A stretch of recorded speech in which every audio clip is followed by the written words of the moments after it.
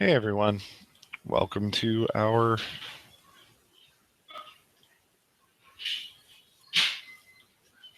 match day 20. We're here to try to close out the season. Yesterday we got a very squeaky win, 7-5, 6-5. Played perfect defense. They did not get Olivia Newton-John. They did get avionics, but fortunately only gave us a 2 on that. I think maybe assuming I didn't really know easy listening music, which may be sort of true, but Have You Never Been Mellow by Olivia Newton-John is something I was able to get. So we escaped. Also played decent defense against Solomon. We're simpatico, and so it's sometimes easier to know what he doesn't know, although I have played horrible defense against him at some times in my life. So fortunate to get that win as well. Settling into third place there in the Prundle. So let's look at match day 20. We're playing against Scott Blish, the defending Learned League champion. We need a win to maintain our position and to hopefully try to win this rundle within reason. All right, question 1. The partially recognized state of South Ossetia, with its capital city Shkinvali, that clue will help people, sits within what other sovereign nation, which most surely does not recognize South Ossetia as independent? Okay. There are several breakaway republics or breakaway states within the nation of Georgia. In this particular case, South Ossetia is one of those. The Shkinvali here, or however that's properly pronounced, I'm probably murdering it horribly, will help people because that just looks very Georgian. There's certain naming conventions that are just very Georgian. Fairly positive that Scott will know that. I feel like I can put just a flat 0 there.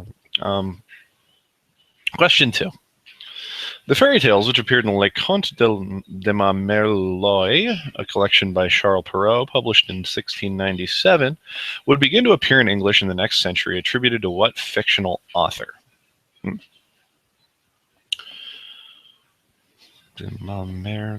Of my mother? Is that?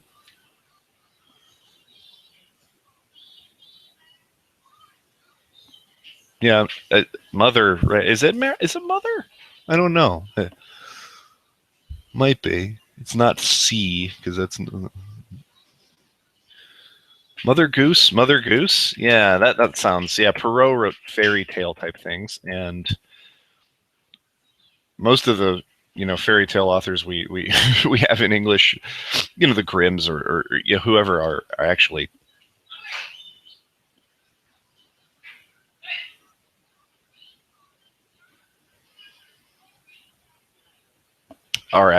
real. Mother Goose is not, so that seems a safe one.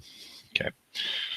Good deal. Okay, 3. The last name of a particular Texan cattle raiser of the 19th century who did not bother to brand his cattle became a term for an unbranded animal, and eventually for any stray or masterless person, ultimately gaining a political connotation. What was this name? Okay, I think I don't remember his first name. His last name is Maverick, or Maverick. Pure Sarah Palin. The couple of Mavericks going down to Washington. Anyway, yeah, definitely this is Maverick for sure. Yep, I don't have much else to say here. This is one of these funny ones where I have known this particular story for a very long time because I was in Texas, and in 7th grade you take Texas history, and we learned about Mr. Maverick and his cattle because it's a famous story in Texas, I guess. So there you go. All right. Question 4. A current unconventional television sitcom's optimistic title character, rescued after 15 years of captivity under Indiana cult leader Richard Wayne Gary Wayne, moves into a basement apartment in New York City with an outlandish roommate and a nutty landlady to start a new life. What is the name of this character? The name of this character is Kimmy Schmidt. I've watched most of both seasons. I have about a few episodes left in season 2. Really, really, really, really enjoyed season 1 a ton. Season 2's been good too, but season 1 is like just made me laugh constantly. Really, really funny. Season 2's been great too, though. Yeah, really great show.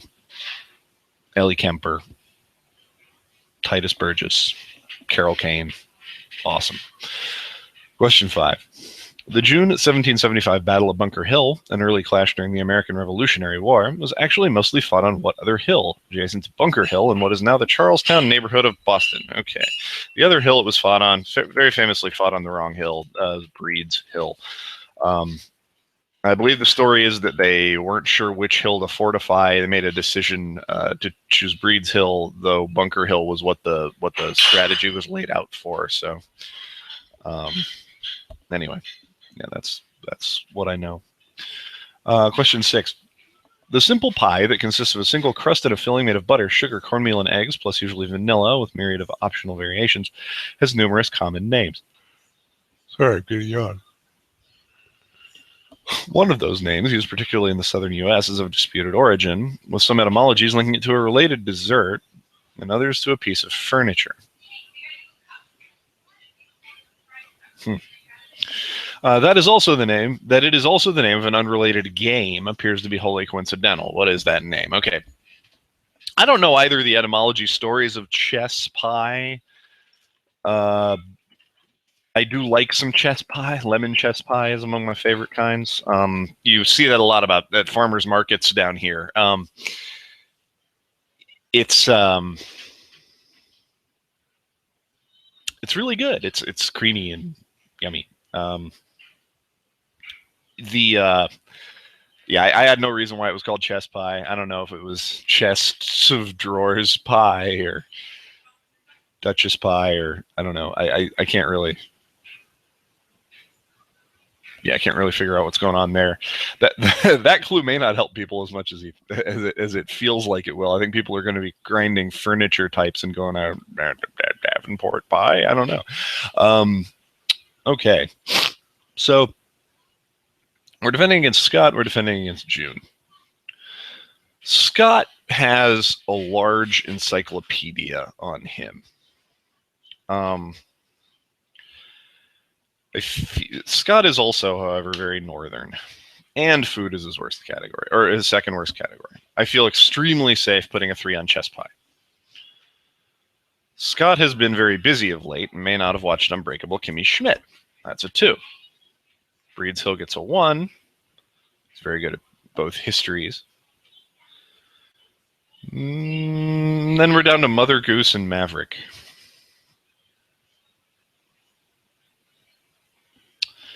So I think I would go. These are both relatively easy. I think he'll know the James Maverick story maybe a little more than the Mother Goose.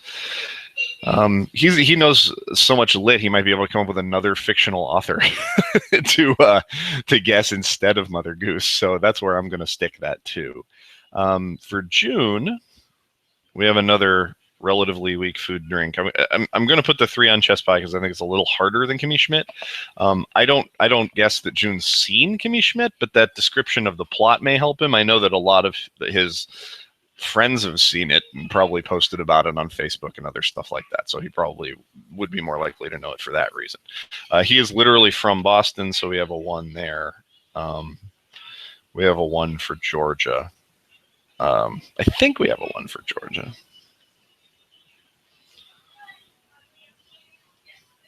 I mean, I can just 0 this.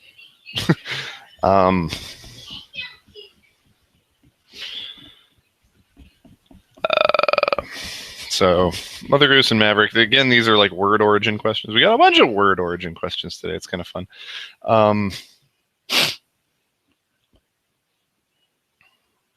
He will puzzle out Mother Goose, I think. That's something to think about. And we give him a 2 for Maverick. I don't feel great about that. I do feel good about the 0 on Breed's Hill, the 3 on chess pie for both of my opponents. I feel good. This is a Southern food question.